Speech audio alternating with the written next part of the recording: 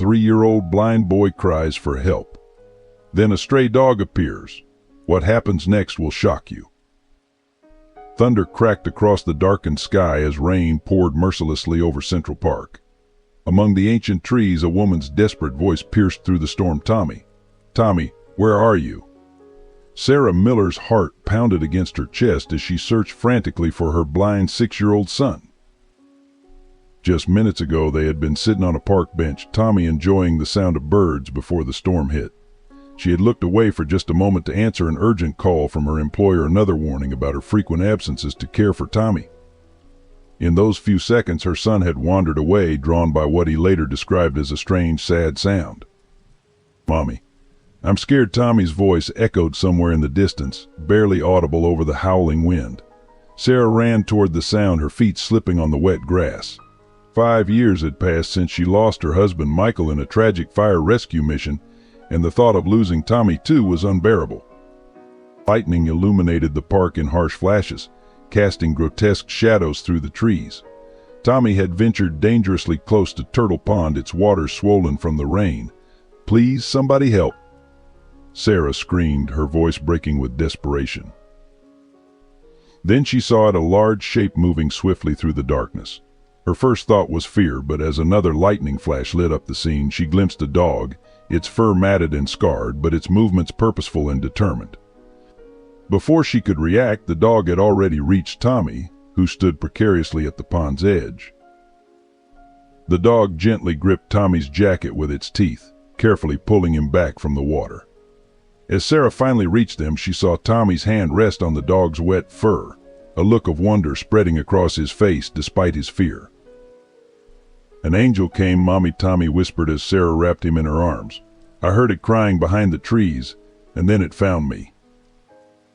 Sarah looked at the dog, which stood watching them with intelligent eyes that seemed to hold years of pain and wisdom.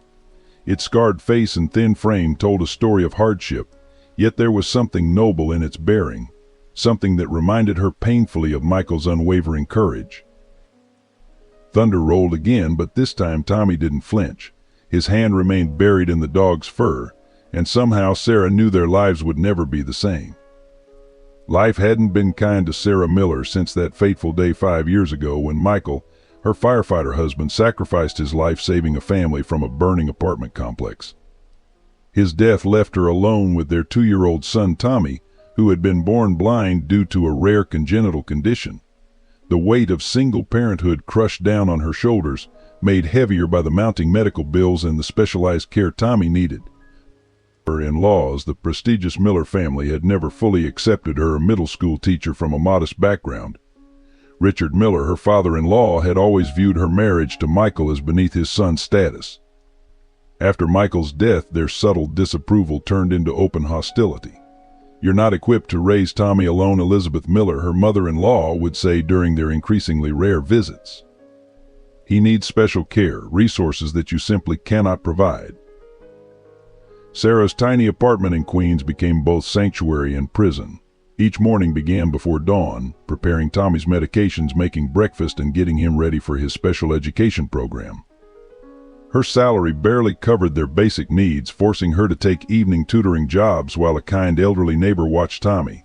The constant juggle between work and Tommy's care meant she was always exhausted, always running behind, always one crisis away from collapse. The school administration grew increasingly impatient with her frequent absences, times when Tommy's medical appointments couldn't be scheduled outside work hours, or when he needed emergency care. Her principal's words rang in her ears: "We sympathize with your situation, Sarah, but we need someone reliable." The threat of losing her job loomed constantly, a sword dangling over their precarious existence. The hardest part wasn't the financial strain or the exhaustion, it was watching Tommy struggle in a world that wasn't built for him. Simple tasks became monumental challenges. Each bruise from bumping into furniture, each tear of frustration when he couldn't do what other children did, cut deep into Sarah's heart. She spent nights researching blind education techniques, learning Braille alongside him, trying desperately to build a world where her son could thrive. Her own family lived across the country in California, unable to provide more than occasional phone calls and well wishes. The Millers, despite their wealth and resources, offered help only with strings attached, suggesting Tommy would be better off living with them, attending an expensive boarding school for the blind, away from his inadequate mother. "Think about what's best for him," Richard would say, his voice dripping with condescension. "You're being selfish, keeping him in these conditions." The custody threats began subtly at first, casual mentions of lawyers, pointed questions about Tommy's care during their visits. Then came the certified letters, the formal evaluations, the surprise inspections from child services prompted by anonymous concerns. Sarah knew who was behind them, but she couldn't prove it. The Millers' influence ran deep in the city, their connections reaching into every institution that could help or hurt her case. Yet Sarah refused to break. Every morning she found strength in Tommy's smile, in his unwavering spirit despite his challenges. She learned to navigate the social services system, fought for every accommodation at his school, and built a small network of sympathetic neighbors who helped when they could. Her love for Tommy burned fiercer than any disapproval, stronger than any threat. Mommy Tommy would say, his unseeing eyes somehow finding her face, "You're the best mommy in the world." Those words became her armor, her reason to keep fighting against the odds stacked against them. She might not be able to give him everything the Millers could offer materially, but she could give him what they couldn't: unconditional love and the freedom to be himself. Tommy Miller's world was painted in sounds, textures, and scents. At 7 years old, he had never seen the sun, but he could feel its warmth on his face and describe the way it made the air dance around him. His fingertips had become his eyes, reading stories through braille dots and understanding the world through touch. His acute hearing could identify neighbors by their footsteps before they even spoke, and he knew every creak and groan of their old apartment building. But the world wasn't always kind to a blind child. At the local playground, mothers would hurriedly pull their children away when Tommy approached, whispering warnings about being careful around the blind boy. He could hear their hushed conversations, their misplaced pity, and their unfounded fears that his condition might somehow be contagious. The isolation cut deep, leaving Tommy to swing alone or create adventures in his mind while other children played together. School was a daily battlefield. Despite being in a special education program, Tommy faced constant challenges.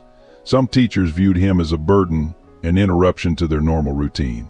Other students, mimicking their parents' prejudices, either avoided him or, worse, turned his disability into cruel jokes. "Hey, blind boy," they would taunt, moving his things around and laughing when he couldn't find them.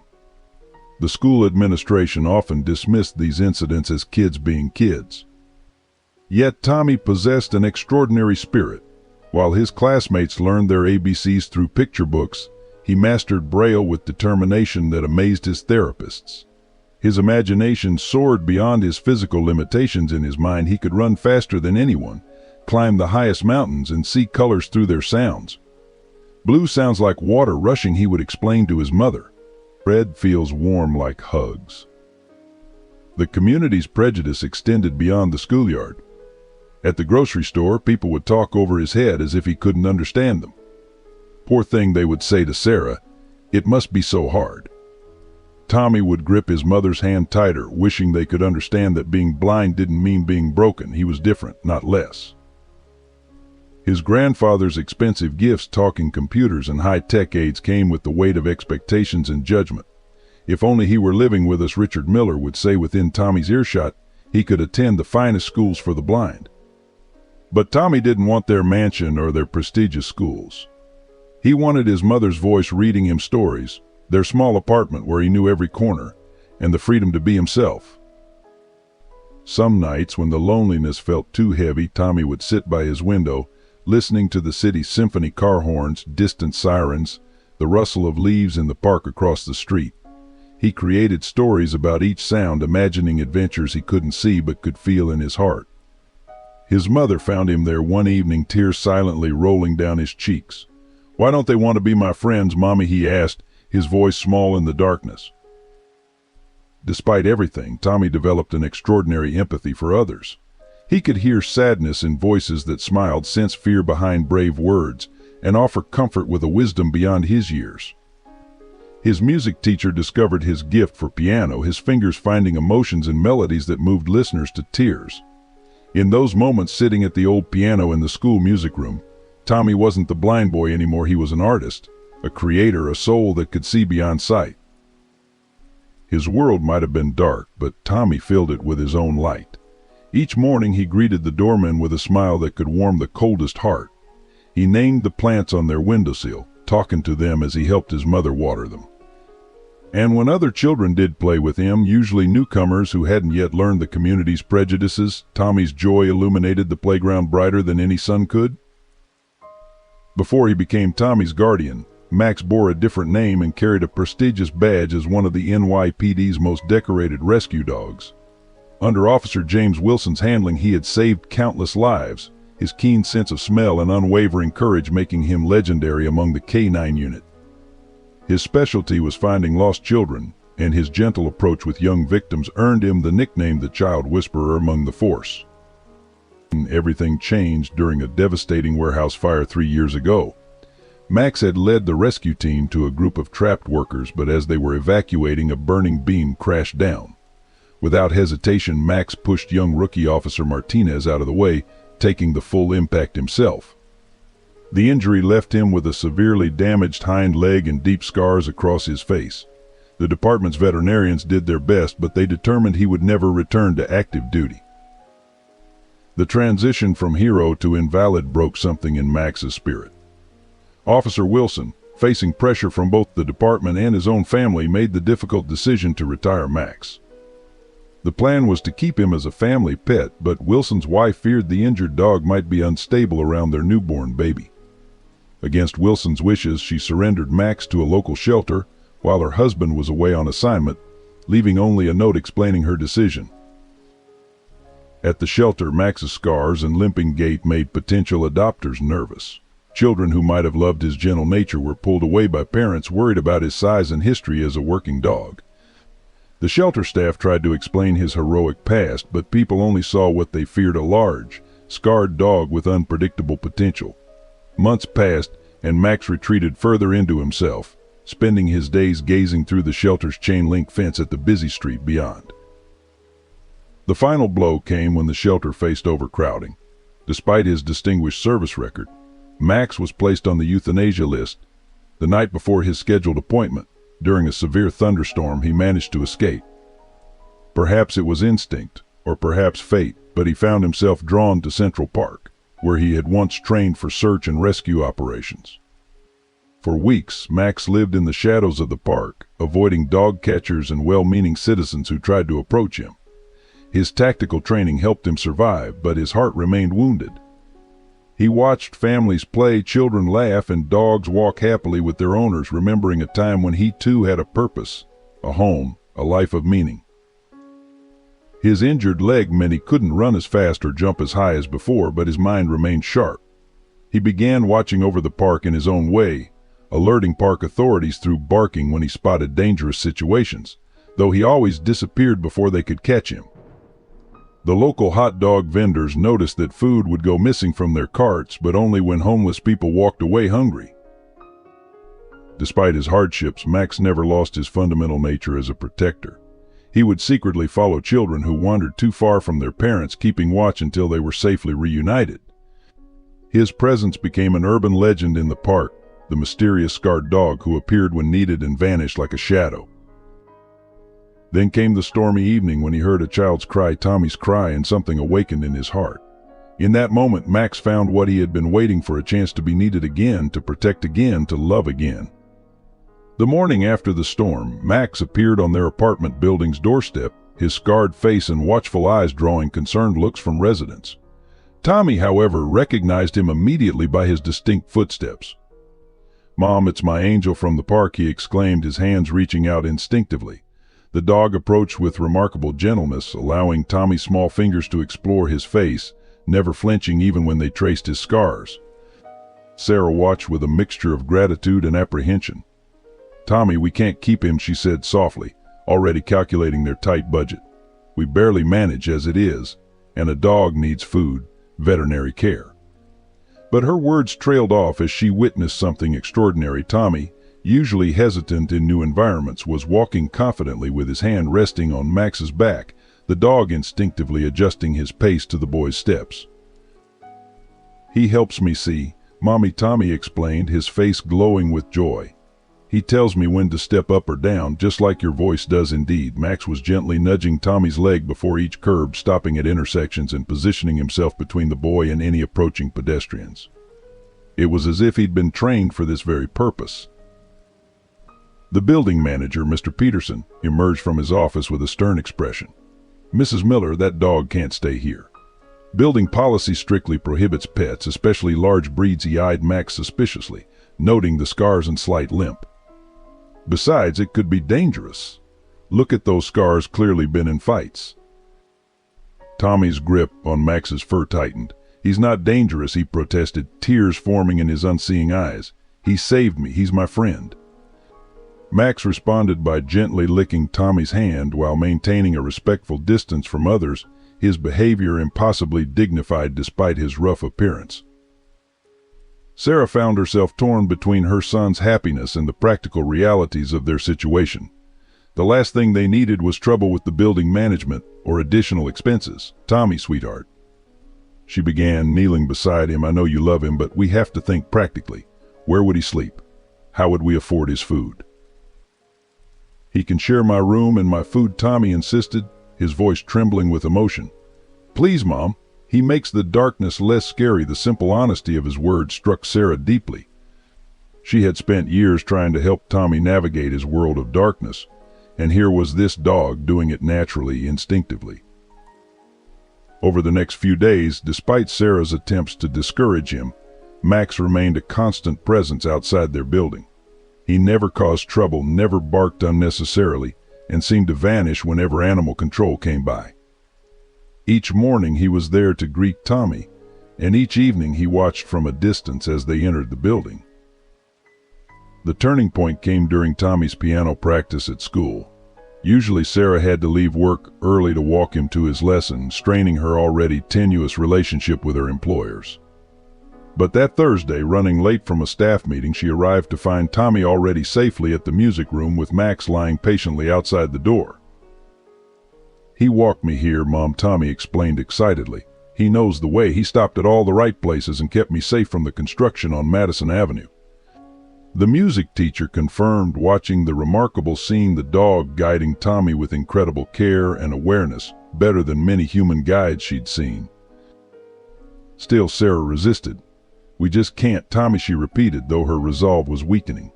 "What if he gets sick? What if he hurts someone?" But even as she spoke these words, Max's behavior contradicted every concern. He remained calm around other children, showed no aggression toward other dogs, and demonstrated an almost supernatural awareness of Tommy's needs. One evening, Sarah overheard Tommy talking to Max through the building's front door. "I know Mom's scared," he whispered.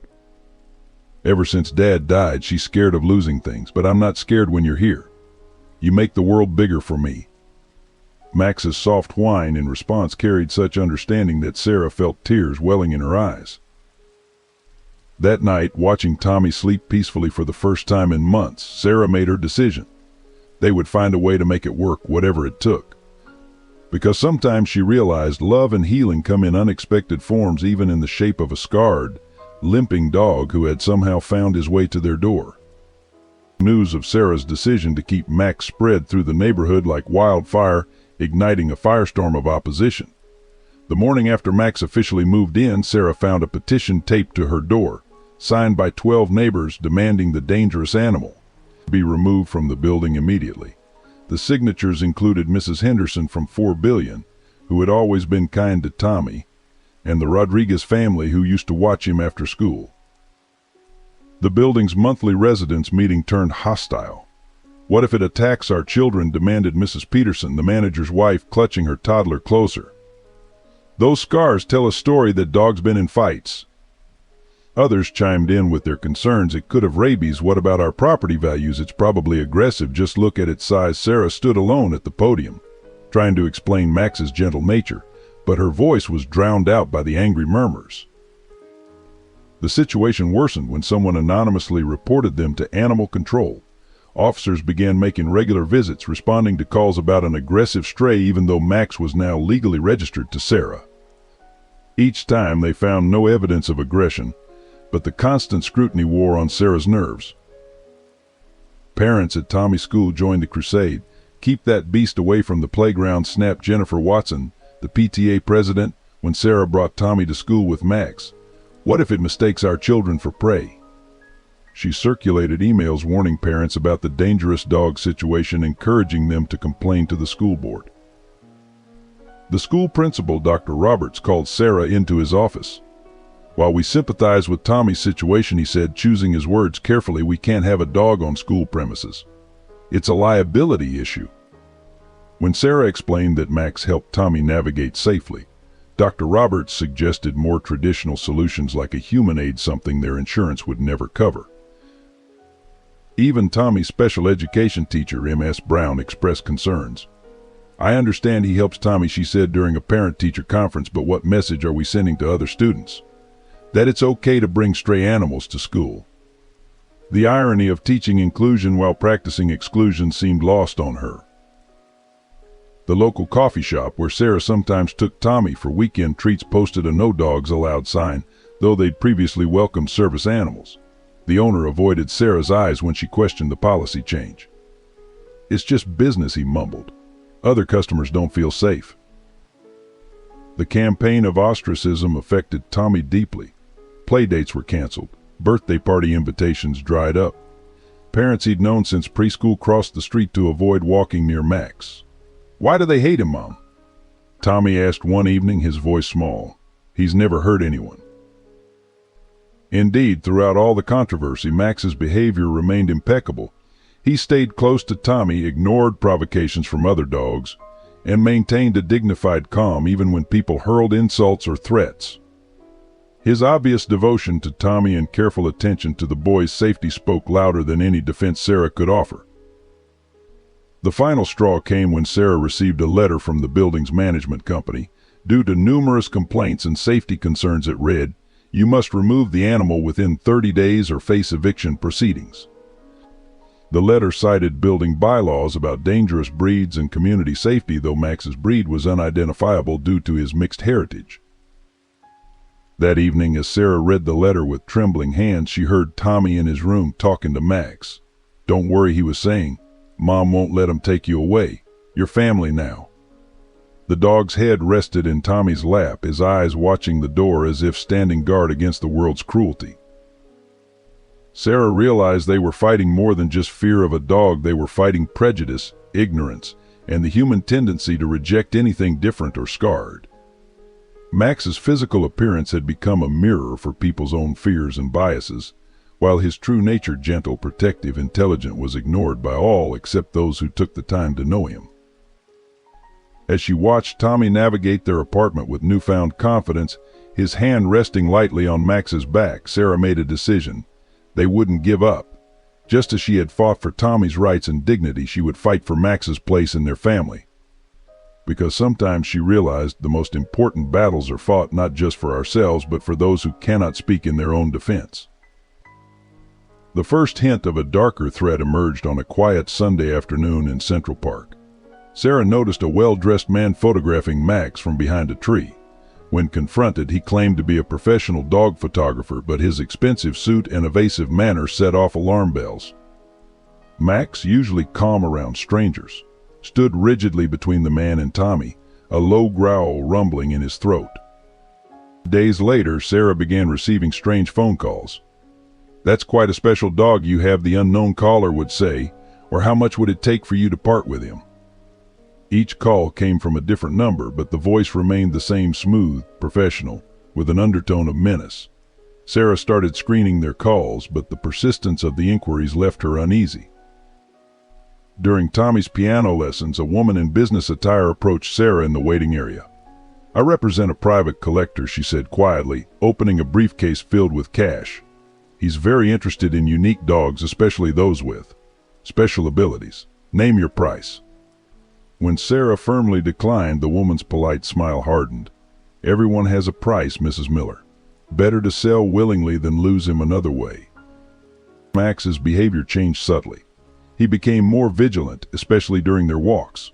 Sometimes he would suddenly change their route, steering Tommy away from certain streets or areas. Sarah noticed black SUVs with tinted windows parked near their building, moving when approached but reappearing in different spots. The local pet shops reported break-ins, but surprisingly, nothing was stolen.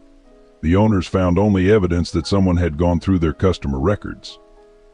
At the veterinary clinic where Sarah had registered Max, the receptionist quietly warned her that someone had been asking questions about their records, claiming to be from animal control but unable to produce proper identification. One evening, while walking home from Tommy's music lesson, Sarah spotted two men following them. Max noticed too, positioning himself carefully between the followers and Tommy. When they turned down a quiet street, the men quickened their pace. Max's warning growl stopped them in their tracks and they retreated, but Sarah caught fragments of their whispered conversation. Trained police dog, worth millions. Boss wants him intact. Anonymous letters began appearing in their mailbox, each containing a higher offer for Max. The last one included a photo of Tommy walking to school, with the message, "Accidents happen to blind children in the city. A shame if he lost his guide dog." Sarah took the letters to the police, but without concrete threats or evidence, they could only file a report. The situation escalated when Sarah discovered their apartment had been searched while they were out. Nothing was taken, but Max's bed had been examined and dog training manuals had been moved. The intruders had been looking for something specific, information about Max's training and capabilities. A breakthrough came when Tommy's music teacher, Mrs. Reynolds, overheard two men discussing dogs in the cafe across from the school. "The scarred one's definitely ex-police," one said. "These retired K9s are worth a fortune overseas. No papers, no questions." She immediately called Sarah, her voice shaking as she relayed the conversation. The final confirmation of the threat came from an unexpected source. David Anderson, a new customer at the coffee shop where Sarah grabbed her morning coffee, struck up a conversation about Max. He seemed genuinely interested in their story, but something in his manner was off. Later that day, she spotted him speaking with the men who had been following them, passing photographs back and forth. That night, as Sarah double-checked their locks, she found Max standing guard by Tommy's bed, his ears perked at every sound from the street below. The dog's military training was becoming more evident. He wasn't just a companion, he was a highly trained operative someone wanted desperately to acquire. "We won't let him take you," Sarah whispered, kneeling beside Max and wrapping her arms around his scarred neck. The dog leaned into her embrace, his steady presence both comforting and concerning. She realized they were dealing with something far more dangerous than neighbor complaints or building regulations. This was organized, professional, and persistent. As she watched Tommy sleeping peacefully, his hand dangling off the bed to rest in Max's fur, Sarah knew they would need help to protect their family from this invisible but growing threat. The question was, who could they trust when it seemed everyone had an agenda regarding their extraordinary dog? The kidnapping attempt came on an ordinary Wednesday afternoon. Sarah had been delayed at work and Tommy was walking home from his piano lesson with Max, following their usual route through the quiet residential streets. The autumn air was crisp and fallen leaves crunched beneath their feet as Tommy chatted happily to Max about his new piece. They were less than 2 blocks from home when Max suddenly stopped, his body becoming rigid. Tommy, attuned to his companion's signals, fell silent. Before he could ask what was wrong, the sound of a van's sliding door broke the quiet. 2 men emerged, their footsteps quick and purposeful on the sidewalk. "Hey there, Tommy," one man called, his voice falsely friendly. "Your grandfather sent us to pick you up. Richard Miller wants to surprise your mom." He reached for Tommy's arm, but Max moved faster than lightning, inserting himself between Tommy and the stranger, his warning growl deep and threatening. Tommy backed away, his hand clutching Max's fur. "My grandfather doesn't send strangers," he said, his voice trembling but firm. Max, helped the dog's training, kicked in immediately. He backed Tommy against a building wall, ensuring no one could approach from behind. The men dropped their friendly pretense. "Grab the kid," the first man ordered. "The boss wants the dog unharmed." As they advanced, Max's protective instincts took over.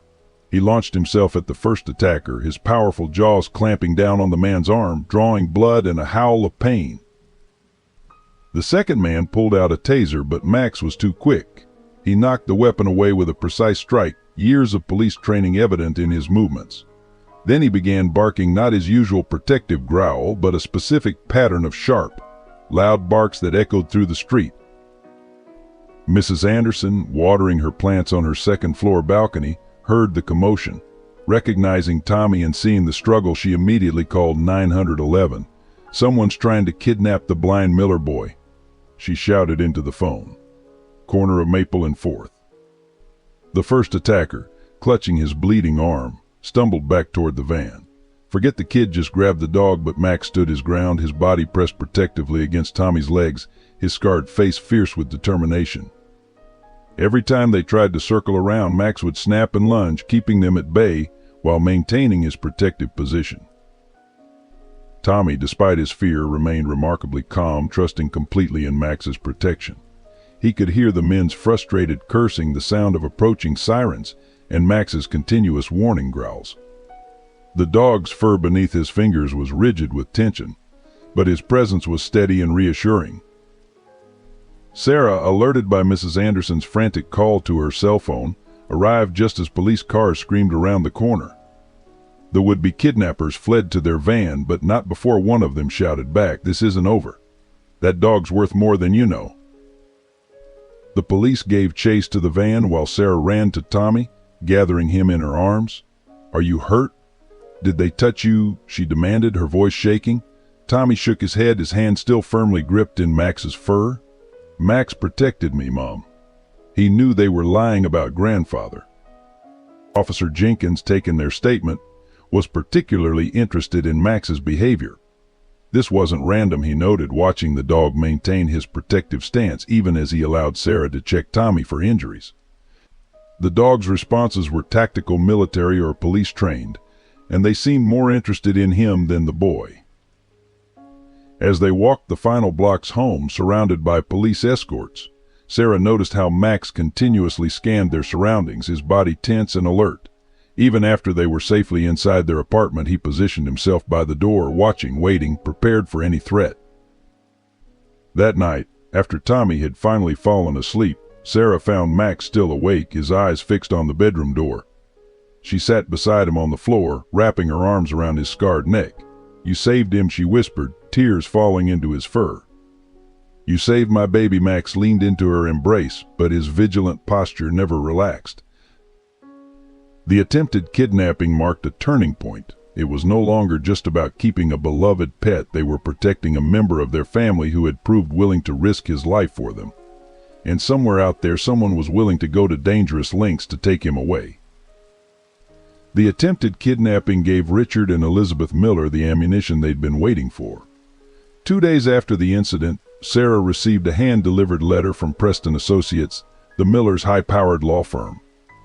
The document was clear they were suing for emergency custody of Tommy, citing Sarah's reckless endangerment of their grandson. "You brought a dangerous stray dog into your home," Richard Miller thundered during their confrontation in the building's lobby. "Tommy could have been killed because of your irresponsible decisions." Elizabeth stood beside him, her designer handbag clutched like a shield. "We've been patient, Sarah, but this is the final straw. Tommy needs proper protection, not some unpredictable street animal." The initial court hearing was set for the following week. The Millers' lawyer, James Preston, presented a damning case: a single mother working multiple jobs, living in an unsafe neighborhood, and now harboring a potentially dangerous dog. "Your Honor," he argued, "Ms. Miller's judgment is questionable at best. She's placing her emotional attachment to a stray animal above her son's safety." Sarah's court-appointed lawyer seemed overwhelmed by the Millers' legal team.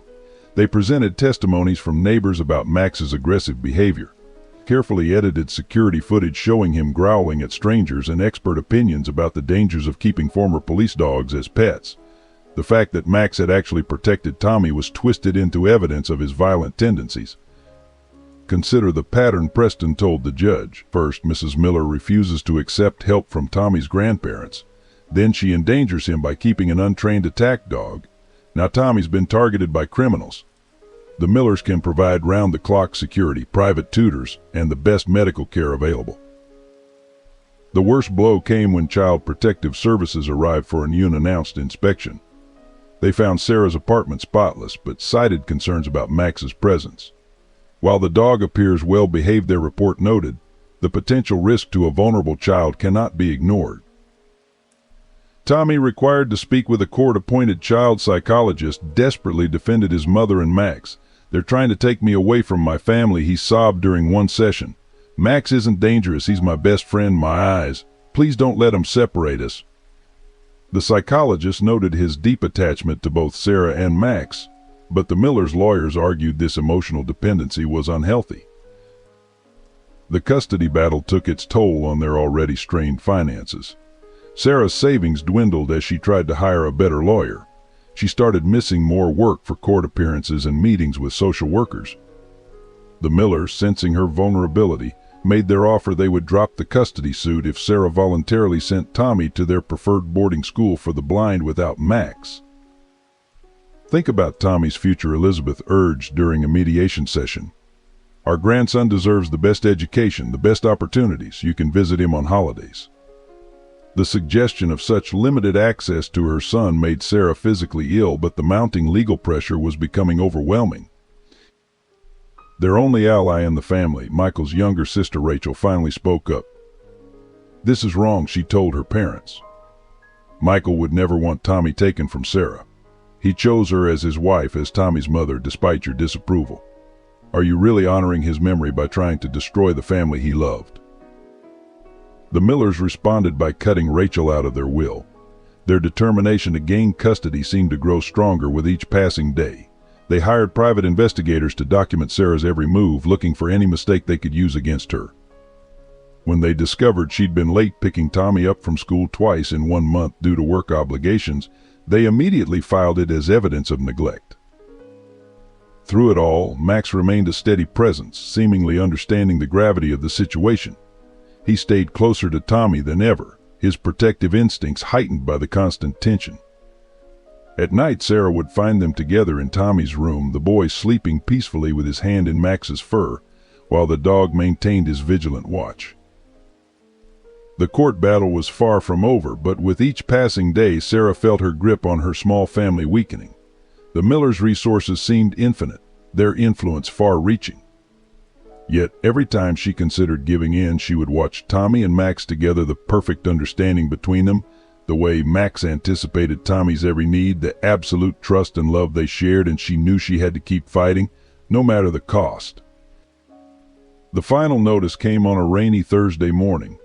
Principal Davidson called Sarah into his office before classes began, his expression grave as he handed her the termination letter. "I'm sorry, Sarah," he said, not quite meeting her eyes. "But we've documented 15 absences in the past 2 months. The school board's decision is final."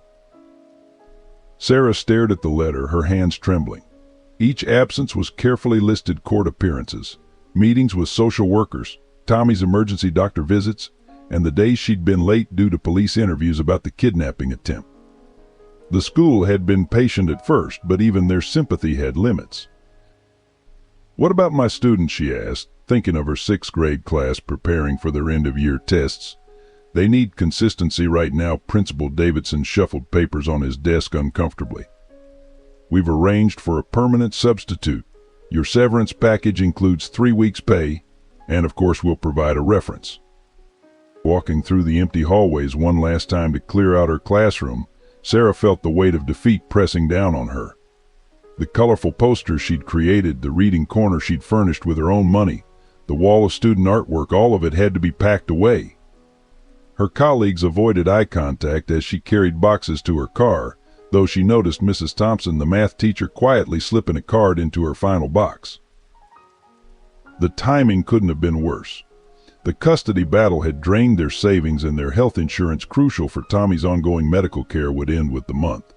The Millers' lawyers would surely use this as evidence of her inability to provide stability for Tommy. That evening, as she tried to explain to Tommy why she wouldn't be going to school anymore, her son's response broke her heart. "Did I cause this, Mom?" he asked quietly. "Because I need so much help." Max, sensing the tension, pressed his head against Tommy's knee, offering silent comfort. "No, sweetheart," Sarah assured him, fighting back tears.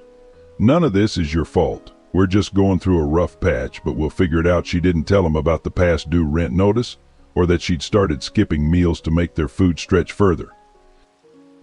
The next few days became a blur of job applications and interviews, but each potential employer's enthusiasm cooled when she explained her situation: single mother, blind child with medical needs, ongoing custody battle, and a large dog that had to stay with them.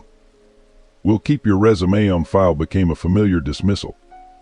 Her temporary job at a local tutoring center barely covered groceries.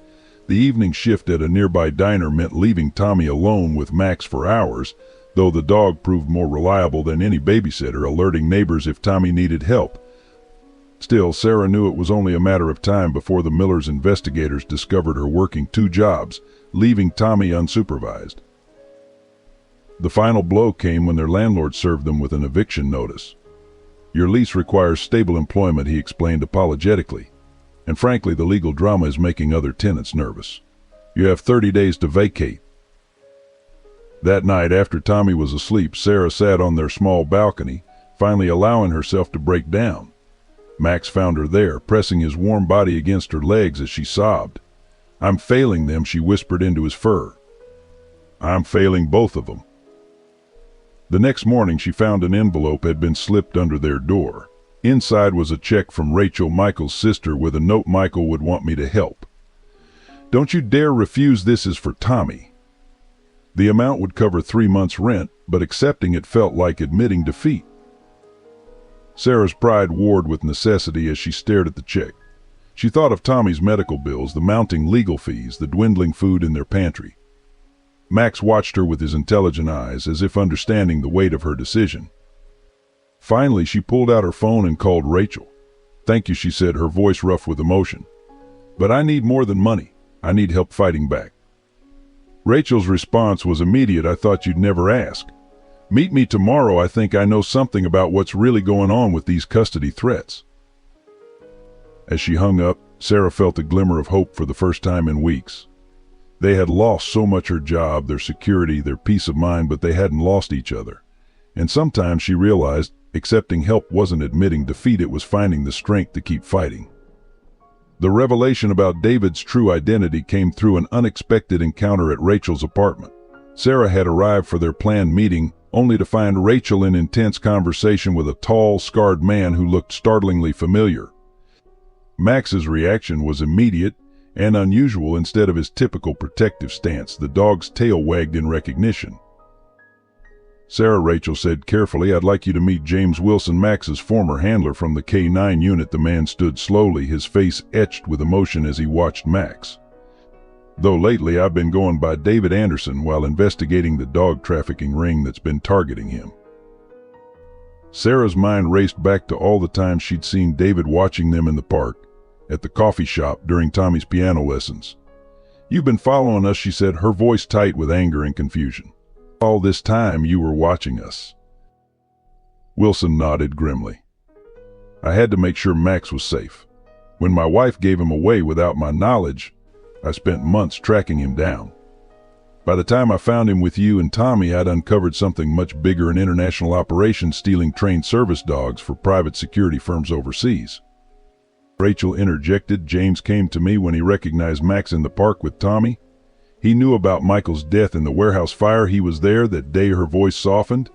"James was the officer in charge of the rescue operation." The weight of this connection struck Sarah like a physical blow. Wilson's face showed the same pain she felt. "Max and I were both there when Michael went in for the last time. Your husband saved 3 lives that day, but the building collapsed before we could reach him. Max tried to go in after him. That's how he got some of those scars." Sarah sank into a chair, overwhelmed by the interconnectedness of their stories. Max moved to her side, resting his head on her knee, and she noticed for the first time how Wilson watched their interaction with a mixture of pride and sadness. "After the fire I was injured, and Max was traumatized," Wilson continued. "The department suggested retiring him, but I knew he just needed time to heal. Then my wife, pregnant and afraid of his scars, gave him away while I was in the hospital. By the time I recovered enough to search for him, he'd escaped from the shelter." Rachel produced a thick file of documents. "James has been working undercover, gathering evidence against the trafficking ring.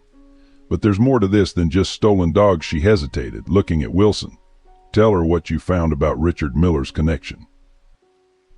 Wilson's expression darkened. Your father-in-law's investment firm has been unknowingly funding the trafficking operation through a series of shell companies. When we started investigating the money trail, we discovered something else. The custody battle isn't just about Tommy. Sarah's protective instincts flared. What do you mean? Richard Miller discovered Max's identity as a former police dog, Wilson explained. He's been working with the traffickers, promising to deliver Max to them once he gains custody of Tommy. The kidnapping attempt wasn't random, it was orchestrated to prove you're an unfit mother. The pieces began falling into place: the suspicious accidents, the constant surveillance, the convenient timing of the custody suit. But why? Sarah demanded. Why would Richard do this to his own grandson? Rachel's voice was bitter. Money. The trafficking ring offered millions for Max, given his unique training. Richard saw a way to gain both Tommy and a profitable business connection. He probably convinced himself he was doing what's best for everyone. Wilson pulled out his badge, not a local police badge, but one identifying him as a federal agent.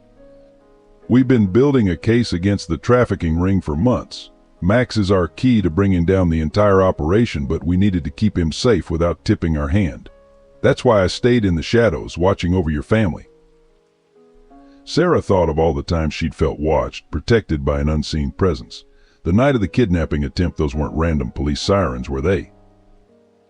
Wilson shook his head. We had a team following you. When Max started his alert barking, a specific pattern we trained him to use in emergencies, we moved in.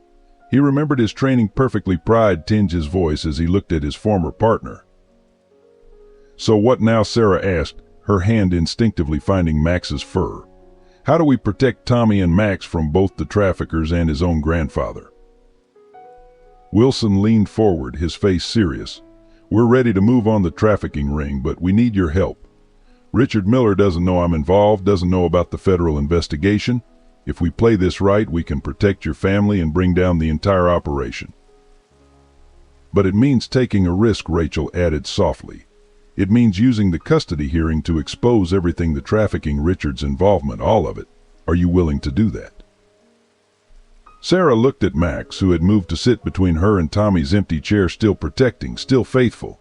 She thought of her son's love for the dog who had become his eyes, his guardian, his best friend. She thought of Michael, who had died trying to save others, and how Max carried on that same spirit of protection and sacrifice. Tell me what you need me to do, she said firmly. It's time we fought back. The trafficking organization's pressure escalated rapidly after the failed kidnapping attempt. Sarah began finding dead flowers on their doorstep each morning, a clear message that they were being watched. Anonymous text messages arrived at all hours, photographs of Tommy at school, Max during their walks, even Sarah at her new diner job. Each image carried the same threatening message: time is running out. The organization grew bolder, moving beyond mere intimidation. One morning, Sarah discovered Max's food had been tampered with. Wilson's testing revealed traces of sedatives.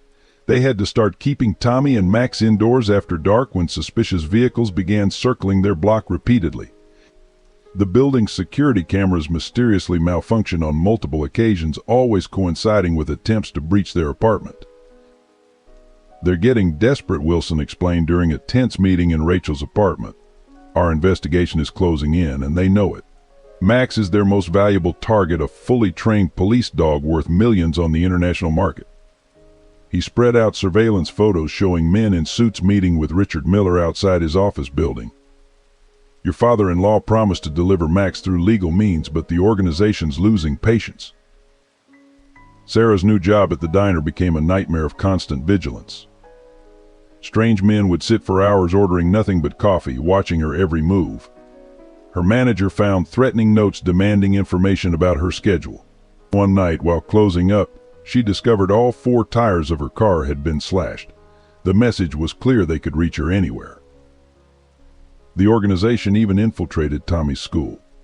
A new teaching assistant appeared in his class, showing unusual interest in Max.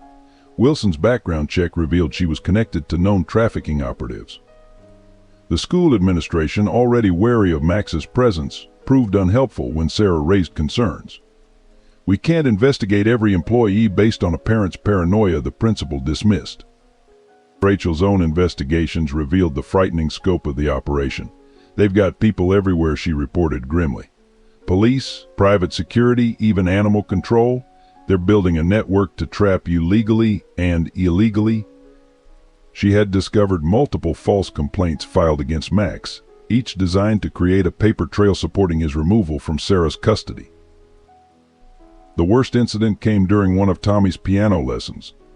Two men posing as animal control officers attempted to seize Max, claiming they had orders regarding a dangerous animal. Only the quick thinking of Mrs.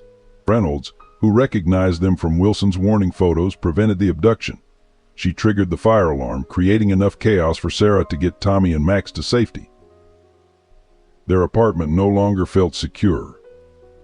Strange sounds in the night became common: scratching at windows, jimmied locks, footsteps in the hallway. Max barely slept, maintaining constant vigil. His military training emerged fully as he conducted methodical sweeps of their rooms, checking entry points, responding to every unusual sound with professional precision. The organization began targeting Sarah's support network. Rachel's car was vandalized. Wilson discovered listening devices in his home. Mrs. Reynolds received threatening calls about her interference. Even their sympathetic neighbors faced harassment, leading many to withdraw their support out of fear. Tommy, despite Sarah's efforts to shield him, sensed the growing danger. His nightmares increased, filled with voices of men trying to take Max away. The once confident boy became jumpy, clinging to Max constantly. "They won't get you," he would whisper into Max's fur at night. "I won't let them take you away." The trafficking ring's tactics grew increasingly sophisticated. They began spreading rumors in the neighborhood about Max's violent past, claiming he had attacked children in his previous home. Fake social media accounts appeared, sharing doctored videos of aggressive incidents. Local news outlets received anonymous tips about a dangerous animal being kept near a school. Sarah found herself fighting battles on multiple fronts. Each day brought new threats, new attempts to separate them, new pressure to give up. The organization seemed to have unlimited resources and reach, while her own resources dwindled. Even Wilson's federal backing couldn't provide round-the-clock protection. During a particularly harrowing week, the organization orchestrated a series of coordinated attacks. First, they filed multiple complaints with building management, health department, and animal control. Then they planted false evidence of neglect for child services to find. Finally, they arranged for Tommy's grandfather to witness a staged incident where Max appeared threatening. "They're building their case," Wilson warned. "The trafficking ring is working with Richard Miller to create a perfect storm. When they move, it'll be with both legal and illegal pressure. We need to act before they do." He showed Sarah surveillance photos of known operatives meeting in upscale restaurants, planning their next move. The weight of constant vigilance took its toll on everyone. Sarah lost weight from stress, jumping at every sound. Tommy became withdrawn at school, trusting no one but Max. The dog himself showed signs of strain, though his dedication never wavered. He would often position himself in Tommy's room at night, facing the door, ready to defend his family until his last breath. The community's turn against Sarah began with a series of orchestrated incidents at Tommy's school. Parents started a petition demanding Max be banned from school grounds, citing safety concerns. The PTA held an emergency meeting where Elizabeth Miller, playing the concerned grandmother, tearfully described a near-miss incident where Max had allegedly snapped at a child, a completely fabricated event that nonetheless spread like wildfire through parent groups. Local media picked up the story, running sensationalized headlines: "Dangerous dog near school, parents fear for children's safety," and "Blind boy's mother refuses to remove threat." The coverage was clearly biased, featuring carefully selected interviews with concerned citizens who were actually connected to the trafficking ring. Sarah's attempts to present their side of the story were either ignored or edited to make her appear unstable. The custody battle took a vicious turn when Richard Miller's lawyers presented new evidence to the court. They had compiled a devastating dossier: Sarah's job loss, the alleged incidents with Max, testimony from experts claiming the dog showed signs of aggression, and photographs of their small apartment presented to look cramped and unsafe. Each piece of evidence had been carefully manufactured or manipulated to paint Sarah as an unfit mother. "Your Honor," Preston argued in court, "Mrs. Miller's emotional attachment to this animal has clouded her judgment. She's choosing a dangerous dog over her son's safety and future." The lawyer presented affidavits from neighbors, teachers, and child development experts, all either coerced or paid for their testimony. The Millers can provide Tommy with 24-hour care, professional assistance, and a safe environment away from this unstable situation. The community's ostracism became complete when someone spray-painted dog lover child abuser on their apartment door. Tommy's few remaining friends were forbidden to play with him. The local church, where Sarah had found support after Michael's death, suddenly had no room in their children's programs for Tommy. Even their elderly neighbor, Mrs. Chen, who had always helped watch Tommy, began locking her door when she heard them in the hallway. The building's tenant association called a meeting to discuss the dog problem. Sarah attended, hoping to reason with her neighbors, only to find it was an ambush. Resident after resident stood up to complain about Max, each story more exaggerated than the last. The final blow came when they voted to change the building's pet policy, specifically banning dangerous breeds and former police dogs. At Tommy's school, the isolation intensified. His desk was moved away from other students for their safety. During recess, he sat alone with Max while other children were shepherded to the opposite side of the playground. Teachers who had once praised his progress now found fault with everything, documenting each minor incident as evidence for the custody case. The Millers' lawyers used every opportunity to demonstrate their client's superior resources. They presented plans for Tommy's care that included private tutors, live-in nurses, and enrollment in an exclusive school for the blind. Against this, Sarah's small apartment and struggle to make ends meet seemed woefully inadequate in the court's eyes. Social media became another battlefield. A Facebook group titled "Protect Our Children from Dangerous Dogs" gained hundreds of local members overnight. Photos of Max were posted with false stories of aggression. Sarah's defenders were quickly shouted down or blocked. The online harassment spread to her workplace, with negative reviews appearing on the diner's page warning customers about the unstable waitress. The custody battle's next hearing proved devastating. The judge, influenced by the mounting community pressure and the Millers' relentless legal campaign, issued a temporary order. Tommy would spend weekends at his grandparents' mansion with their private security and proper supervision. It was the first step toward what everyone knew was coming: full custody reversal. Sarah watched helplessly as her support system crumbled. The few neighbors who had stood by them now avoided eye contact in the hallways. Tommy's doctor suddenly had no available appointments. Even his piano teacher, Mrs. Reynolds, was pressured into discontinuing his lessons after her studio received threatening calls. Through it all, Tommy showed remarkable resilience, though the strain was evident. "Why do they hate us, Mom?" he asked one night, curled up with Max on his bed. "We haven't done anything wrong." Sarah had no answer that could explain the cruelty of adults to a child who only wanted to keep his best friend. The final community meeting was the most painful. Sarah stood before her neighbors trying to explain Max's importance to Tommy's independence and safety. But the room had already decided. The building manager delivered the ultimatum: either Max goes, or they would face eviction. Looking at the hostile faces around her, Sarah realized these people weren't interested in the truth. They had chosen their side in a battle they didn't even understand. The kidnapping occurred during one of the court-mandated weekend visits to the Miller mansion. Though Sarah had fought against these visits, the judge's order was clear. That Saturday morning, as she watched the Millers' luxury car drive away with Tommy, Max's distressed whining should have been her first warning. The initial call came at midnight. Mrs. Miller, a cold voice, announced, "We have your son. If you want to see him again, bring the dog to Highland Park. Come alone." Sarah's world collapsed as she heard Tommy's frightened voice in the background. "Mom, I'm scared. They said they'll hurt Max if you call the police." The Miller security team claimed Tommy had disappeared from his bedroom while everyone slept. Richard Miller's performance as the distraught grandfather was convincing, but Sarah noticed his eyes wouldn't meet hers. Elizabeth Miller fainted dramatically when the police arrived, drawing attention and sympathy while providing the perfect distraction. Wilson, monitoring the situation, quickly pieced together what had happened. "It's an inside job," he reported grimly. The kidnappers knew exactly when Tommy would be at the mansion, knew the security codes, knew which window had a faulty alarm. This was orchestrated by someone with intimate knowledge of the Miller estate. Max's behavior changed the moment they arrived at the mansion. The dog moved methodically through Tommy's room, tracking scents, his police training evident in every movement. He led them to a service entrance where security cameras had mysteriously malfunctioned. Outside, he found Tommy's drop bracelet, the one Sarah had given him, with a tiny GPS tracker hidden inside. The kidnappers' next call revealed their true plan. "Your father-in-law made a deal," the voice explained with clinical detachment. "The boy for the dog. Simple trade. Mr. Miller gets custody, we get the dog, everyone wins.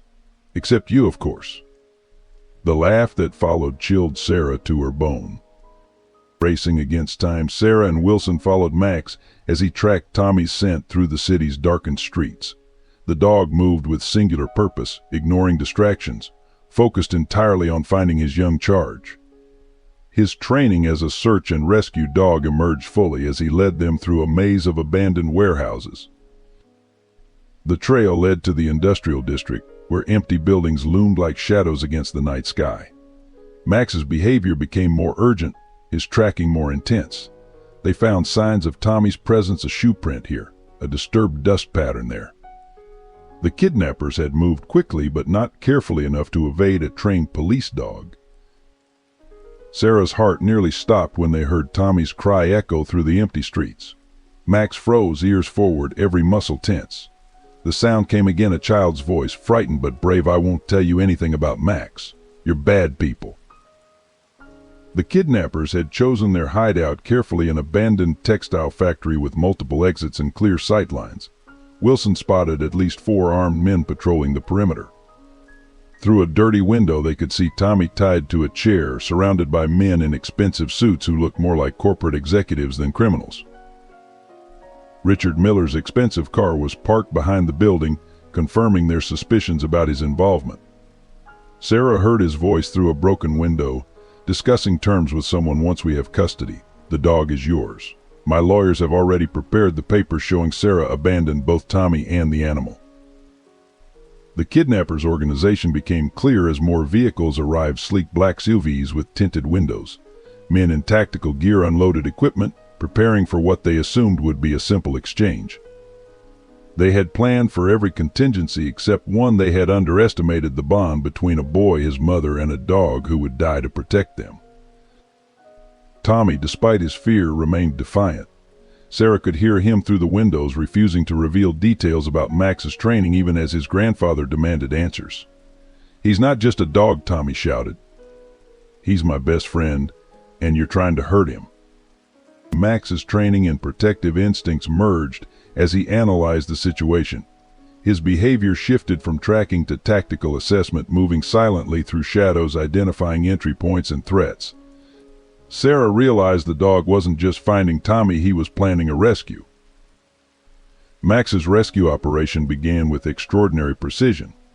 While Wilson called for backup, the dog used his training to create a diversion, knocking over metal barrels on the opposite side of the building. As guards rushed to investigate, Max silently led Sarah to a broken window near Tommy's location. The first phase of the rescue went perfectly. Max slipped inside, moving like a shadow through the darkness, getting closer to Tommy while the kidnappers argued about their next move. Sarah could see her son, still defiant despite his tears, refusing to give in to his grandfather's demands about Max's training protocols. Everything changed when one of the guards spotted movement. "The dog's here," he shouted, raising his weapon. Max didn't hesitate. He launched himself at the armed man, knocking the weapon away. The force of his attack sent both crashing into a stack of old machinery, metal pieces raining down around them. Richard Miller's true colors emerged in the chaos. "Don't damage the dog," he shouted. "He's worth millions intact," but his concern for Max didn't extend to his grandson's terror or his daughter-in-law's anguish. He tried to grab Tommy, planning to use him as leverage, but Max was faster. The dog took a brutal hit when he jumped between Tommy and a falling metal beam. The sound of impact was sickening, but Max didn't even whimper. He maintained his protective stance, blood matting his fur, positioning himself between Tommy and every threat in the room. Sarah's heart nearly stopped when she saw Max limping, his right leg clearly injured. But the dog's determination never wavered. He fought through the pain, systematically forcing the kidnappers back, creating a safe corridor for Sarah to reach Tommy. His training merged with pure protective instinct as he calculated every move. The worst moment came when Richard Miller pulled out a concealed weapon. Enough, he shouted, aiming at Sarah. Max's reaction was instantaneous. He leapt, taking the bullet meant for her. The impact threw him against the wall, but even then he struggled back to his feet, placing himself once more between the threats and his family. Tommy, hearing Max's pained breathing, began crying, "Max, please don't die." Please. The sound of the boy's distress seemed to give the injured dog new strength. Despite bleeding heavily, Max maintained his guard position, his growl warning anyone who tried to approach. The arrival of Wilson's backup team caught the kidnappers by surprise, but Max didn't relax his vigilance. Even with police swarming the building, he stayed focused on protecting Tommy and Sarah. Only when Wilson himself approached did Max allow himself to show his pain, his legs finally buckling. Sarah watched in horror as Max's white fur turned red with blood. The dog's breathing became labored, but his eyes never left Tommy. Even as emergency responders tried to treat him, Max kept trying to crawl toward the boy, determined to ensure his safety until the very end. Tommy refused to leave Max's side as they rushed him to the emergency veterinary hospital. The dog had sustained multiple injuries: a bullet wound, 3 broken ribs, a severely damaged leg, and internal bleeding. The veterinarians worked through the night, amazed by their patient's will to live. Throughout the surgery, Max tried to resist the anesthesia, fighting to stay conscious, still trying to protect his family. The lead veterinarian later told Sarah he'd never seen such determination in an animal. He shouldn't even have been able to stand with those injuries, let alone fight, she said in awe. The night seemed endless as they waited for news. Tommy held on to Sarah, both listening for any update about Max's condition. "He has to live," Mom, Tommy whispered. "He's my eyes, my protector, my best friend." Sarah could only hold him tighter, praying that their extraordinary dog would pull through. When Max finally emerged from surgery, he was wrapped in bandages but still alert. The moment he heard Tommy's voice, his tail wagged weakly. Despite the veterinarian's protests, he tried to stand, still focused on his duty to protect. It took both Sarah and Tommy gently reassuring him that they were safe before he finally allowed himself to rest. In the aftermath of the kidnapping, Sarah faced her biggest battle yet. While Max fought for his life in the veterinary hospital, the legal system threatened to tear their family apart. Despite Richard Miller's arrest, his high-powered legal team worked to spin the narrative, presenting him as a concerned grandfather who had merely hired private investigators to protect his grandson from a dangerous animal. The custody hearing continued even as Tommy was recovering from the trauma. The Millers' lawyers argued that the kidnapping incident proved Sarah's inability to protect her son. If she hadn't brought this dog into their lives, Preston argued before the judge, none of this would have happened. Her poor judgment continues to put Tommy at risk. Medical bills mounted quickly. Max's surgery and ongoing care costs were astronomical, and Sarah's insurance wouldn't cover a pet. The veterinary hospital required daily payments, threatening to terminate treatment if the bills went unpaid. Sarah sold everything of value she owned: her wedding ring, her car, even her grandmother's antique jewelry. The community began to split into factions. While some neighbors finally saw through the Millers' manipulation, others doubled down on their prejudices. The building manager served them with a final eviction notice, claiming the kidnapping incident had disturbed the peace and violated their lease agreement. Tommy's trauma manifested in nightmares and anxiety attacks. He refused to sleep without knowing Max was safe, spending hours at the veterinary hospital talking to his injured protector. "Max saved us, Mom," he would say repeatedly. "We have to save him too," the boy's therapist reported that separating him from Max now would cause severe psychological damage. Sarah fought back with everything she had. She worked double shifts at the diner, took online transcription jobs at night, and sold homemade meals to sympathetic neighbors. Every spare moment was spent either at the veterinary hospital with Max or gathering evidence for their case. Rachel proved invaluable, using her legal background to help build their defense. She uncovered financial records showing Richard Miller's connections to the trafficking ring, documented the systematic harassment campaign against Sarah, and found witnesses willing to testify about the Millers' manipulation of the community. The turning point came when Wilson presented his evidence to the court. Surveillance footage, recorded conversations, and financial records revealed the full scope of Richard Miller's involvement in the trafficking operation. The prosecutor's office finally took notice, launching a broader investigation into the Millers' activities. Local media, initially hostile to Sarah, began publishing news stories: heroic dog saves blind boy from kidnappers and grandfather's dark secret. The truth behind the Miller custody battle. Public opinion slowly shifted as people learned how Max had nearly sacrificed his life to protect Tommy. Sarah's co-workers at the diner organized a fundraiser for Max's medical bills. The event revealed unexpected allies, former critics who now admitted they'd been wrong, neighbors who'd witnessed the Millers' harassment but had been afraid to speak up, and even some of Tommy's teachers who finally understood the depth of the bond between the boy and his dog. The custody battle reached its climax during a tense hearing. Sarah, exhausted but determined, presented evidence of Tommy's progress with Max's improved mobility, increased confidence, and enhanced independence.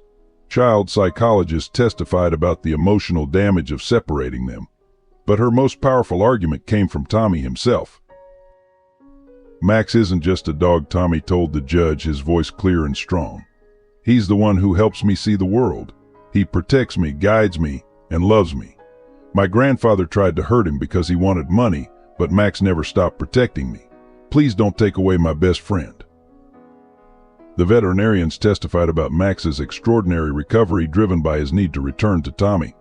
Despite severe injuries, the dog had begun physical therapy ahead of schedule, his determination to heal matching his young charge's faith in him. Even as he learned to walk again, Max's first concern remained Tommy's safety. Sarah's final statement to the court came from her heart. "Your Honor," she said, "we're not just fighting for custody. We're fighting for the right to stay together as a family. Max isn't just a pet or a service animal. He's the missing piece that makes us whole. He brings out the best in Tommy, gives him courage, and shows him that disabilities don't define him. We're not asking for anything except the chance to love and protect each other." The days following Max's heroic rescue brought a new kind of agony. The bullet wound had caused severe internal bleeding, and infection set in despite the veterinarian's best efforts. Max's temperature spiked dangerously high, his strong body weakened by the trauma and blood loss. The veterinary staff worked around the clock, fighting to save the dog who had risked everything to protect his family. Dr. Martinez, the lead veterinarian, delivered the devastating news to Sarah and Tommy one rainy evening. "The next 24 hours are critical," she explained gently. "The infection has spread, and his body is too weak to fight it effectively. We're doing everything we can. But you should prepare yourselves." Tommy, sitting beside Max's bed, clutched the dog's uninjured paw and whispered, "Please don't leave us."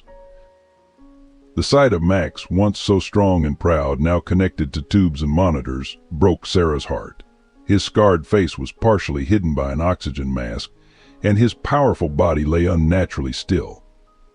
Only his eyes showed his fighting spirit, following Tommy's movements whenever the boy was in the room, still trying to watch over him even in his weakened state. The nights were the worst. Tommy refused to go home, sleeping in a chair next to Max's bed, his hand never leaving the dog's fur. Sarah watched as her son talked continuously to his friend, telling stories about their future together, making promises about parks they would visit and games they would play. Max's tail would weakly thump against the bed at the sound of Tommy's voice, even when his fever was at its highest. Complications arose on the third night. Max's breathing became labored and his heart rate dropped alarmingly. The emergency team rushed in, working frantically to stabilize him while Sarah held Tommy in the hallway, both of them listening to the urgent voices and beeping machines. "Fight, Max," Tommy called out. "Remember your promise to protect me." Dr. Martinez emerged hours later, her scrub stained and her face showing the strain of the long battle. "He's stabilized for now," she said, "but his condition remains critical." The next few hours will tell us if he has the strength to recover." She paused, then added softly, "In all my years of practice, I've never seen a dog fight so hard to stay alive. He's fighting for them, not for himself."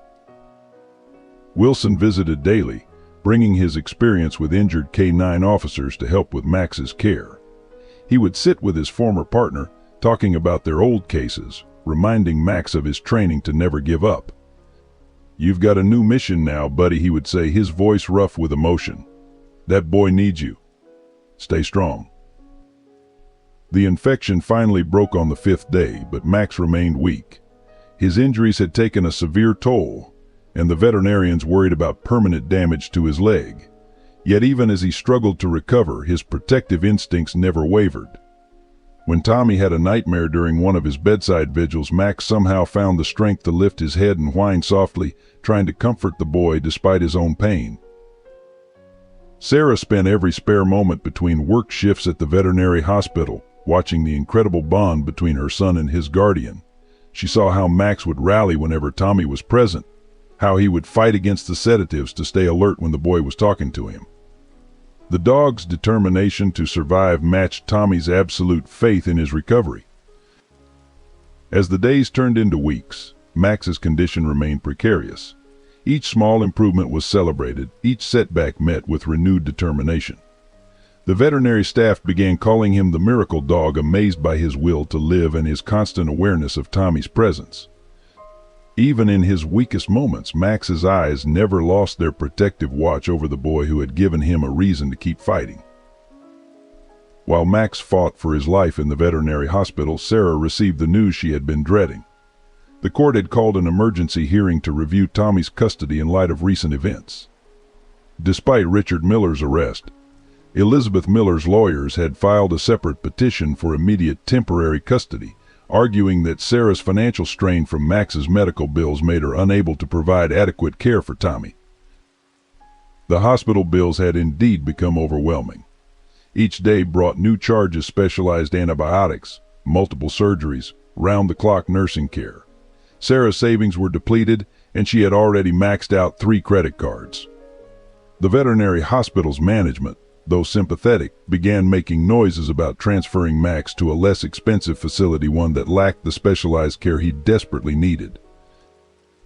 Elizabeth Miller's offer came through her lawyers. She would pay all of Max's medical bills, but only if Sarah voluntarily surrendered custody of Tommy. "Your son needs stability," the lawyers argued during a tense meeting. "Mrs. Miller can provide the best care for both Tommy and the dog. You have to think about what's best for them." The pressure mounted as Sarah's landlord served final eviction papers. With no savings left and her credit destroyed, finding a new apartment seemed impossible. Child Services flagged their impending homelessness as a critical concern, adding another mark against her in the custody evaluation.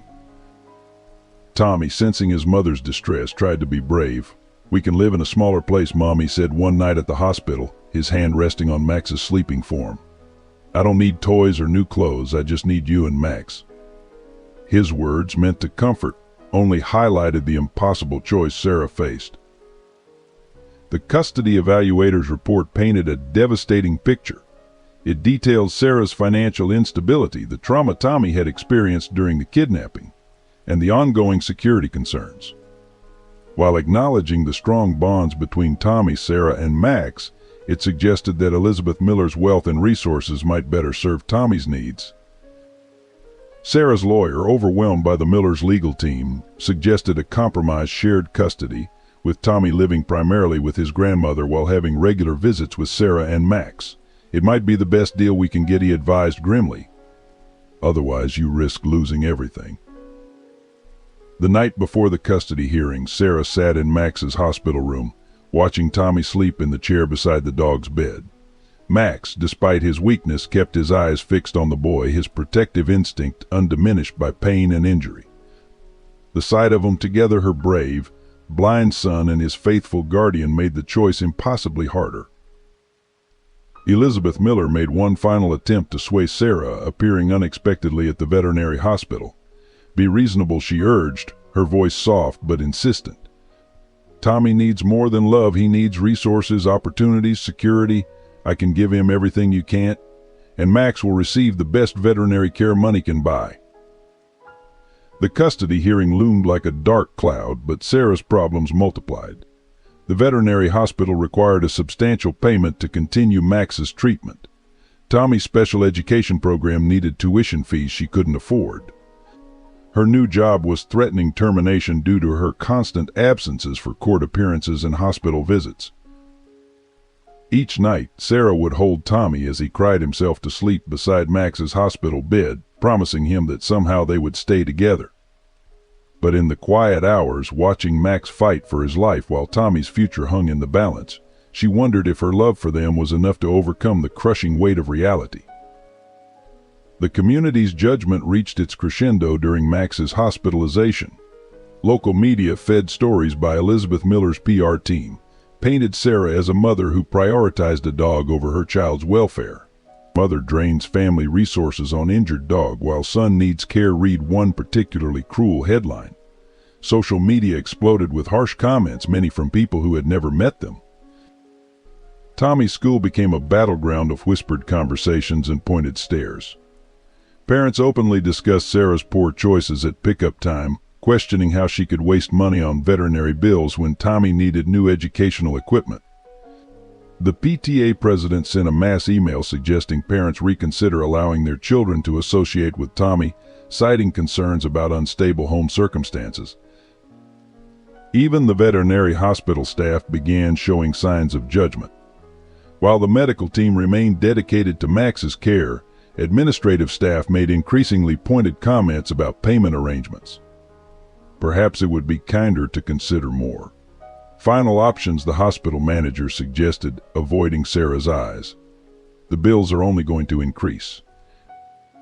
The building's tenants organized a formal complaint to the housing board, citing Sarah's impending eviction as proof of her unfitness as a mother. Former neighbors who had watched Tommy grow up now avoided eye contact in the hallways, some even crossing to the other side of the street when they saw Sarah coming. Anonymous notes appeared under their door, suggesting Tommy would be better off with his grandparents. Church members who had once supported them after Michael's death now spoke openly about divine guidance and knowing when to let go during a Sunday service.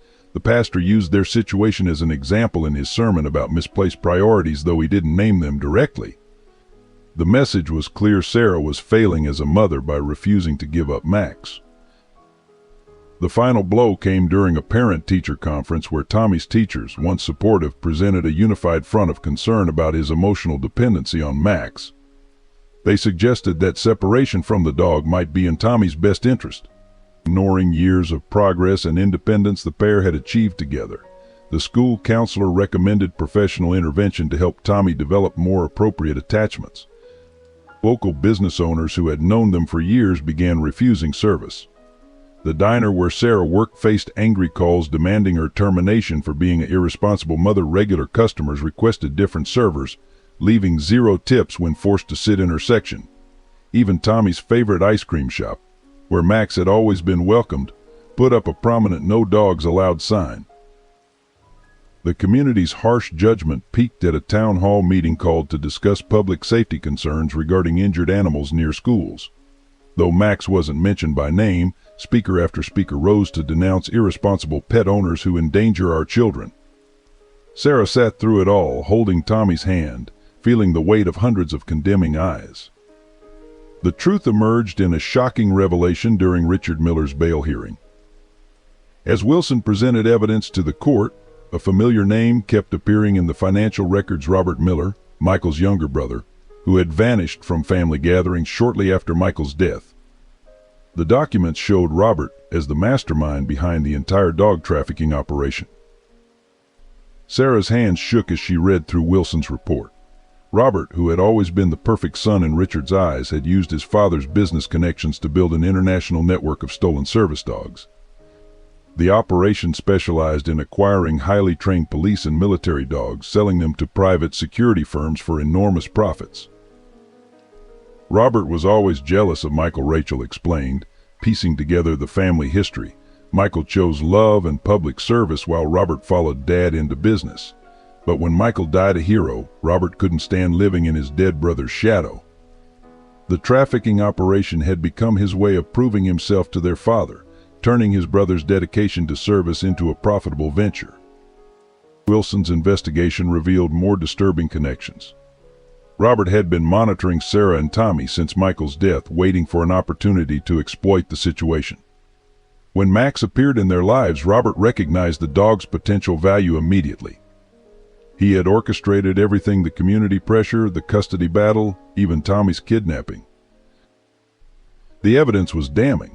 Surveillance photos showed Robert meeting with various criminal organizations, negotiating prices for trained dogs. His laptop, seized during the raid, contained detailed files on dozens of stolen service animals, including Max's complete history and training records. He had been planning to sell Max to a private military contractor for over $2 million. Sarah recalled all the times Robert had visited after Michael's death, offering financial help that always came with strings attached. His questions about Tommy's care had never been about concern for his nephew. He had been laying groundwork for the custody battle, creating a paper trail of Sarah's supposed inadequacies as a mother. The most chilling discovery was a series of emails between Robert and Richard Miller, plotting to use Tommy as leverage. "The boy is our key to getting the dog," Robert had written. "Once we have custody, we can deal with both problems at once. Sarah loses everything and we profit." His own nephew had been nothing more than a pawn in his scheme. Rachel found old family videos showing a pattern of Robert's jealousy. In one clip from Michael and Sarah's wedding, Robert could be heard making snide comments about his brother wasting his potential on public service. Another video from Tommy's christening captured Robert's barely concealed rage when Michael received praise for a recent rescue operation. The final piece fell into place when Wilson uncovered Robert's connection to the warehouse fire that killed Michael. While not directly responsible, Robert had known about the building's unsafe conditions through his business dealings but had withheld the information from fire inspectors. His silence had indirectly contributed to his own brother's death. The revelation about Wilson's true identity came during a closed-door meeting with the district attorney. James Wilson wasn't just Max's former handler. He was Detective David Anderson, who had been working undercover for 3 years to expose the dog trafficking ring. His investigation had started long before Max found Tommy, tracking stolen service dogs across multiple states. Sarah learned how David had orchestrated his presence in their lives, always staying close enough to protect them while maintaining his cover. Those chance encounters at the coffee shop, his convenient appearances during their walks, even his seemingly casual conversations with other dog owners, all had been carefully planned surveillance operations. The scope of David's investigation was staggering. As Detective Anderson, he had infiltrated the trafficking organization from multiple angles, posing as a potential buyer, a corrupt trainer, and finally as a concerned citizen watching Max. His careful documentation had built an airtight case against Robert Miller and his network, while also protecting Sarah and Tommy from the worst of the organization's threats. "I knew Max would recognize me," David explained to Sarah, showing her his real badge. "That's why I had to stay distant at first. His reaction to me would have blown my cover." He described how he'd watched Max and Tommy develop their extraordinary bond, knowing the dog had found a new purpose that matched his training, protecting those who needed him most. The investigation had required David to make difficult choices. He couldn't intervene during the community's harassment campaign, couldn't openly defend Sarah against the custody threats, couldn't even prevent Tommy's kidnapping. "We needed irrefutable evidence," he explained, his voice heavy with regret. "If we'd moved too soon, Robert would have slipped away, and you'd never have been safe." David's testimony before the grand jury revealed the intricate web of corruption he'd uncovered. Robert Miller had infiltrated police departments, animal control agencies, and even veterinary clinics, creating a network that could identify and acquire valuable service dogs. The operation had stolen over 50 highly trained animals, selling them to private security firms and foreign military contractors. The most poignant moment came when David described finding Max at the shelter years ago, recognizing him as the dog who had tried to save Michael in the warehouse fire. He had been tracking Max ever since, knowing the dog's skills would make him a prime target for the traffickers. When Max found Tommy, David realized fate had given them both a second chance at protecting others. Sarah discovered that many of the coincidences that had helped them weren't coincidences at all.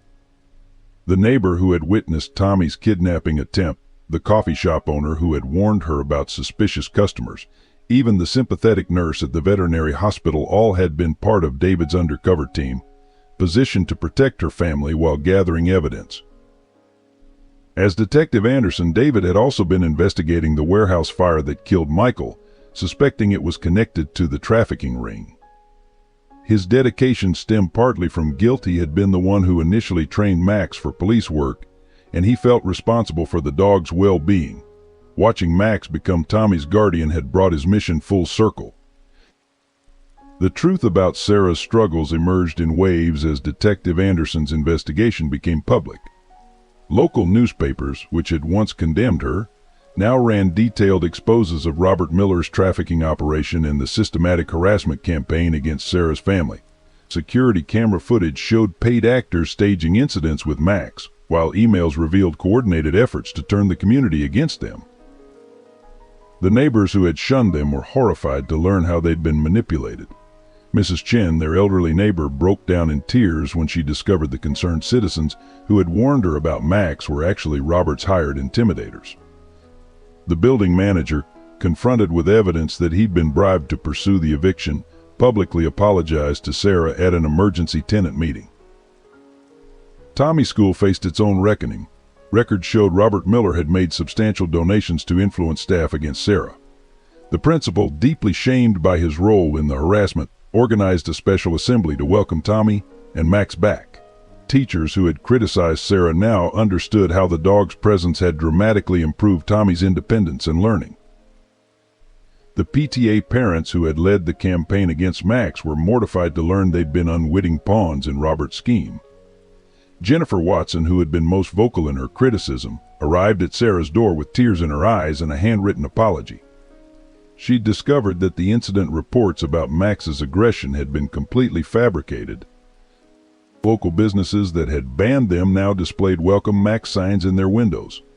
The diner where Sarah worked held a fundraiser for Max's medical bills, with former critics making generous donations. The ice cream shop owner personally removed his "No Dogs Allowed" sign, replacing it with a photo of Max and Tommy, labeled "Our Local Heroes." The church congregation, led by their humbled pastor, organized a special prayer service for Max's recovery. Members who had judged Sarah now brought meals to the veterinary hospital, taking turns sitting with Tommy while Sarah worked. The same people who had quoted scripture about misplaced priorities now spoke of divine intervention in bringing Max to protect Tommy. Even the veterinary hospital staff's attitude transformed. The administrative team, learning how Robert had pressured them to withdraw care, created a special fund to cover Max's remaining treatment costs. The hospital director personally apologized to Sarah, admitting they had failed to investigate the suspicious complaints about payment issues. The most moving response came from Tommy's classmates and their parents. Children who had been kept away from Tommy now begged for play dates. Parents who had crossed the street to avoid them stopped to offer help and support. The isolation that had wounded Tommy so deeply began to heal as his peers finally understood the truth about his extraordinary bond with Max. The path to reconciliation began surprisingly with Elizabeth Miller. After Robert's arrest and Richard's imprisonment, she arrived at the veterinary hospital one evening, her usual perfectly composed facade cracking with genuine remorse. "I was so wrong," she whispered, watching Tommy sleep beside Max's bed. "I thought I was protecting him, but I was only protecting my own pride." The community's support materialized in unexpected ways. The apartment building's residents created a rotation schedule to help with Tommy's care while Sarah worked. Mrs. Chen cooked meals, Mr. Peterson from 4 Billion drove Tommy to his therapy sessions, and the Rodriguez family helped with homework. The building manager not only canceled their eviction but renovated their apartment to make it more accessible for Tommy and Max. Tommy's school underwent a complete transformation. The principal implemented a service dog awareness program using Max's story to teach students about disability rights and animal assistance. Tommy's classmates, now understanding his challenges, became his fierce advocates. They created a buddy system to help him navigate the school, with Max as the proud leader of their little group. Local businesses joined the support network. The diner where Sarah worked adjusted her schedule to accommodate Tommy's needs. The grocery store began delivering their food for free. The veterinary hospital created a payment plan that Sarah could manage, with anonymous donors covering much of Max's ongoing care costs. Elizabeth's change of heart proved genuine. She withdrew all legal claims to Tommy's custody and instead channeled her resources into helping Sarah. She established a trust fund for Tommy's education and medical care, but this time with no strings attached. Michael would have wanted this, she said, finally acknowledging her late son's wishes.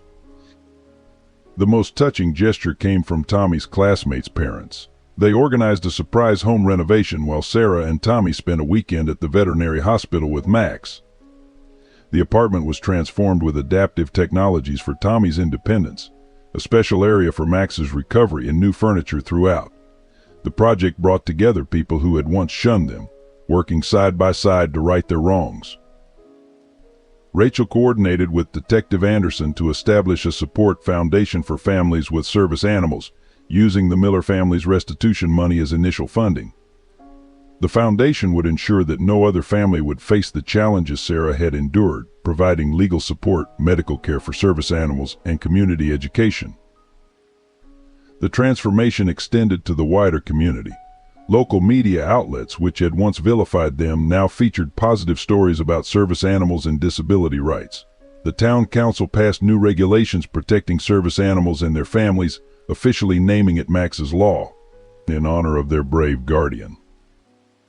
Max's recovery became a community event that brought people together in unexpected ways. After weeks of intensive care, the dog's fighting spirit finally prevailed. His first steps in physical therapy drew cheers from the veterinary staff, while Tommy's constant encouragement seemed to give Max extra strength. The once scarred and injured dog gradually regained his strength, though he would always carry a slight limp as a badge of his courage. The official adoption ceremony was held in the town square, attended by hundreds of supporters. Detective Anderson, now publicly acknowledged as Max's former handler, officially transferred Max's service dog certification to Sarah. "This isn't just an adoption," he announced, his voice thick with emotion. "This is recognizing what has always been true. Max chose his family long ago." Tommy stood proudly beside Max during the ceremony, his hand resting on the dog's head as the mayor presented them with a special commendation. Max, wearing a new service vest embroidered with his name and official status, maintained his protective stance even during the celebrations, always alert to Tommy's needs. The veterinary hospital's rehabilitation team worked tirelessly with Max, developing innovative techniques to help him adapt to his injuries while maintaining his service capabilities. Though he couldn't run as fast or jump as high as before, Max's intelligence and determination allowed him to modify his protective techniques. He learned new ways to guide Tommy, compensating for his own limitations while never compromising his guardian duties. Elizabeth Miller surprised everyone by sponsoring a special training program at the veterinary hospital dedicated to rehabilitating injured service dogs, the Max's Warriors. The program would ensure that other service animals would receive the same level of care that had saved Max, regardless of their owner's financial circumstances. The most touching moment came when Max was finally cleared to return home. The entire neighborhood lined the streets to welcome them, but Max had eyes only for Tommy. Despite his injuries, he immediately resumed his protective duties, guiding Tommy up the apartment steps with the same devotion he had shown since their first meeting. Sarah watched as Max settled back into their home routine, marveling at how the dog's dedication had never wavered through all his trials. His recovery wasn't just physical, it was a testament to the unbreakable bond between a dog and the family he had chosen to protect. 1 year after Max's adoption ceremony, the changes in the community were profound and lasting. The story of a scarred rescue dog who became a blind boy's guardian had sparked a movement far beyond their small town. The Max's Law Foundation, initially created to support service animal families, had expanded into a national organization advocating for disability rights and animal welfare. Tommy's school became a model for inclusive education. The buddy system that had started in his class spread throughout the district, with students actively supporting their peers with disabilities. Max became a regular visitor at school events, where he helped demonstrate the capabilities of service animals to other children and parents. Sarah found her voice as an advocate, speaking at conferences about the importance of service animals and the challenges faced by single parents of children with disabilities. Her experiences helped shape new policies protecting families with service animals from discrimination in housing and employment. The diner where she had once struggled to keep her job now proudly displayed photos of Max and Tommy, becoming a gathering place for families with service animals. Elizabeth Miller's transformation proved complete when she donated the family mansion to create a training center for service dogs and their handlers. The facility, named in Michael's memory, combined state-of-the-art training facilities with temporary housing for families during their service dog training. The center's first graduation ceremony featured Tommy and Max as guest speakers, with Tommy confidently explaining to the audience how Max had changed his life. The community's annual Max and Tommy Day celebration became a tradition, bringing together service animal organizations, disability advocates, and families from across the country. Children with disabilities found role models in Tommy, who showed them that their challenges didn't define their potential. Max, despite his graying muzzle and slight limp, continued his duties with unwavering dedication, inspiring other service dogs in training. Most importantly, their story helped change public perception of what family means. The bond between a boy, his mother, and their guardian dog showed that love and loyalty transcend conventional definitions. Sarah, Tommy, and Max became living proof that family is defined not by blood or species but by the heart's capacity for devotion and sacrifice. The final scene at that year's celebration captured their triumph perfectly. Tommy, confident and smiling, walking alongside Max while Sarah watched proudly. The scarred dog who had once been unwanted had become a symbol of hope. The rejected mother had become a respected advocate, and the isolated blind boy had become a beacon of inspiration. Together, they had not only overcome their challenges but had helped create a more understanding and compassionate community for others who would follow in their footsteps. Thank you for joining us for this heartwarming story of love, courage, and unbreakable bonds. We'd love to hear your thoughts and feelings about Tommy, Sarah, and Max's journey in the comments below. What touched you most about their story? Have you ever experienced a similar connection with a special animal in your life? If you enjoyed this story, please consider subscribing to our channel for more inspiring tales of hope and resilience. Your support helps us continue creating meaningful content that touches hearts and changes lives. Don't forget to like this video and share it with friends and family who might need a reminder that love knows no boundaries.